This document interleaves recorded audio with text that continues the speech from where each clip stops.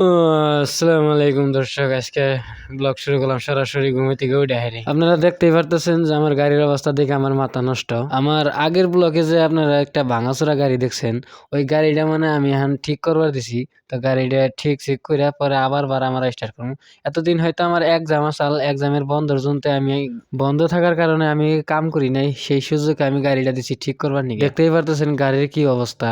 গাড়ির অবস্থার কথা যদি বোঝাবার যাই, মনে করেন যে আমার লাইফের যে অবস্থা সেম টু সেম আমার গাড়িরও সেই অবস্থা। গাড়ি ল্যাংটা করে রেখে দিছি, তাই সবকিছু দেখা গেছে। এই ইলেকট্রিক গাড়িগুলোর মধ্যে কভার গেলে কিচ্ছু নাই, খালি আছে 5টা ব্যাটারি, মোটর আর কন্ট্রোলার। আমি ব্যাটারি নামাইছিলাম, ব্যাটারি পুইছে ভালো করে ধুয়ে তলে সাফা করে মনে করেন যে আমি গাড়ির মধ্যে আবার ব্যাটারি উঠাই দিলাম। কয়েকদিন আমার খুবই কষ্ট হইলো এই গাড়ির পাশে লাগিয়ে গাড়িটা ঠিক করে যাইয়ে।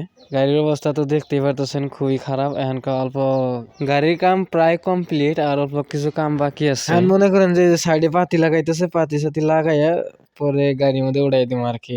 এখন খরচের কথা যদি হিসাব করি, আমার গাড়িটা বানাইতে টোটাল কত টাকা খরচ পড়লো, মনে করেন যে বডি সডি বানাইয়া কালার কইরা একদম টোটাল প্রাইমার করে, খালি কালার করি নাই, টোটাল 10,000 10,500-এর মতো খরচ হইলো আমার। এখন গাড়ির বডিটা গাড়ির মধ্যে উঠাইয়া প্রায় গাড়ি রেডি। তাই অল্প বাহুবলীর মতো শক্তি খাটাইয়া গাড়ির বডিটা দিলাম গাড়ির মধ্যে উঠাইয়া। ওয়েল্ডিং গ্যারেজে আইলে মানে চোখের মধ্যে খালি ওয়েল্ডিং লাগে, তাই মনে করেন কালা চশমাটা চোখে দিয়ে নিছি। এখন দেখতে পারতেছেন গাড়িটা কি সুন্দর রেডি, চকচকা গাড়ি। মোটামুটি এই সিজনটা চলবো আর কি, হালকা পাতলা।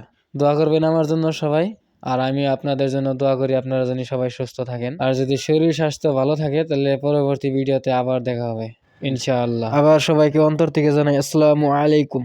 নুরুল, গাড়ির চাবি নিও, চালাই দেখি কিরম লাগে।